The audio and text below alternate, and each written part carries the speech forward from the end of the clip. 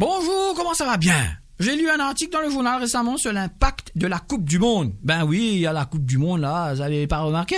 Toutes les publicités parlent de foot, où il y a de la samba, les collègues au bureau dorment sur leur ordinateur après le déjeuner, et on nous gave de l'hymne de Jennifer Lopez. Enfin bref, la Coupe du Monde au Brésil a des effets insoupçonnés sur les gens.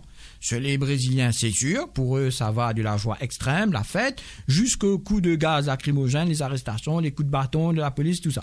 Mais à Maurice, par exemple, le fait de regarder des matchs tard dans la nuit influe sur la concentration le lendemain. Donc, productivité en baisse, risque d'accident, possibilité de maladie cardiaque, pas seulement à cause de trop de temps passé assis devant la télé, mais aussi à brailler en cas de but ou de faute. On peut aussi avoir des gens stressés parce qu'ils ingurgitent beaucoup de café et trop de café engendre plein de complications, problèmes respiratoires, du foie et j'en passe. Regarder des matchs pendant 2 heures aussi incite à se goinfrer de toutes sortes de gonnages, pistas, chips et autres biscuits.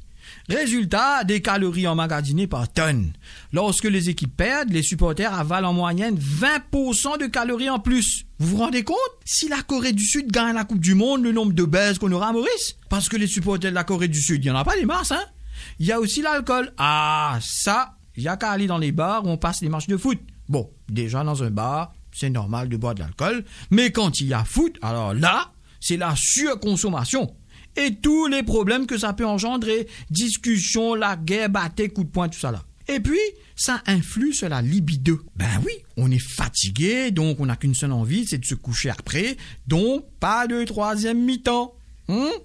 Les hommes qui passent plus de 20 heures par semaine devant la télé auraient une concentration bien moindre de leur sperme. Get télévision beaucoup trop, sperme vindelo. Il n'y a pas que les joueurs qui jouent, c'est aussi un jeu parmi les supporters. Faut voir ça sur Facebook. C'est Aki qui se la ramène avec sa stratégie pour son équipe, les prédictions du genre marqué gardé et qui arrive toujours à s'en sortir par une pirouette si le marqué gardé s'est révélé foireux.